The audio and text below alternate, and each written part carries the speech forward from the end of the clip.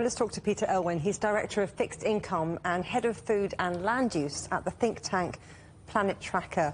Great to see you, Peter. Now, how worried should we be about the impact that climate change is having on global food production?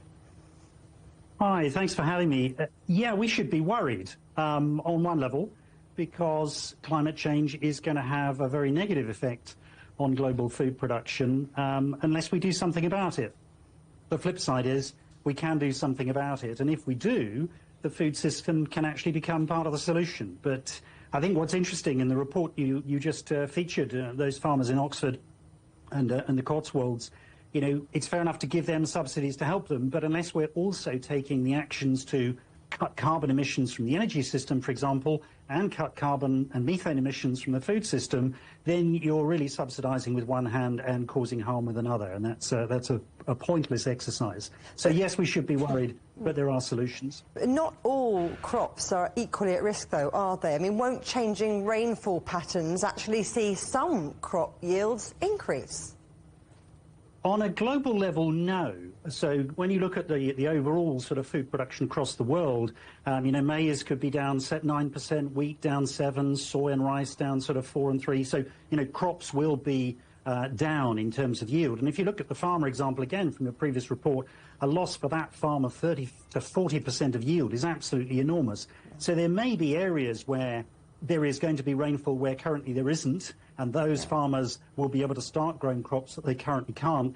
But if you look at the map of the world and how climate change is going to affect it, the really productive food areas are sort of in that band around the equator, that great sort of strip of land going around the world. Well, that's where we produce our food, and that's going to be most negatively impacted by climate change. So our major food producing sort of areas are most at threat, and the areas that may then start to benefit, it's the sort of periphery, it's the really high north bits and the bits down in the south, and frankly there's not much land there. Yeah. So even if we get more increase in crop yields in those areas, they're not big enough to really feed the world. So in an unabated climate change situation, yeah, it looks pretty negative, which is why I say we need to actually take action to mitigate climate change as fast as we possibly can. OK, so let's talk about mitigating that. Let's talk about the solutions. You mentioned subsidies, but what are we talking about here? Are we talking about harnessing technology, AI?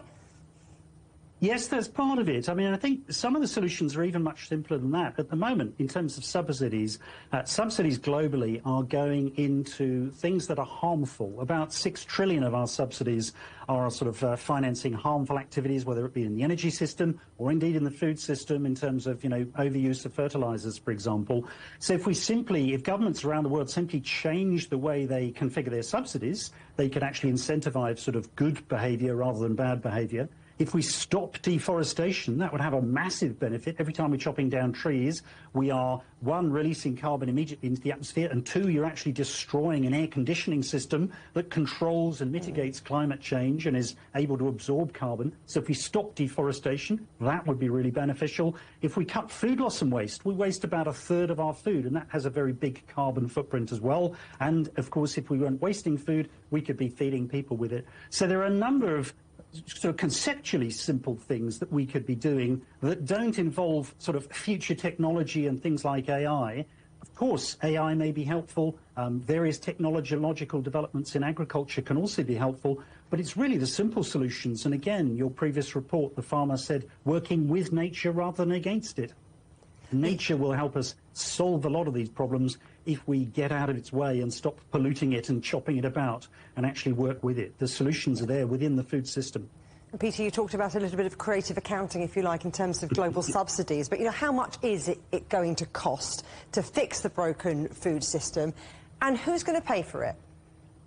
Yeah, it's a good question. And I think, to be honest, a better question, without wanting to criticise your question, is what's the food system costing us at the moment? And the cost at the moment is estimated at something like $15 trillion per annum is the actual negative cost of running the food system as we do. So we're actually paying far, far more for our food in overall economic terms than we need to the tune of 15 trillion.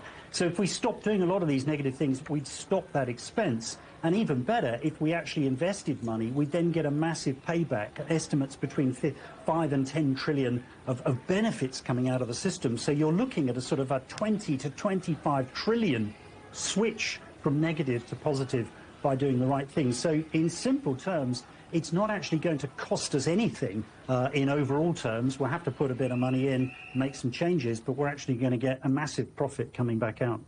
So it's all about being smarter. Peter, Elwin, thank you very much.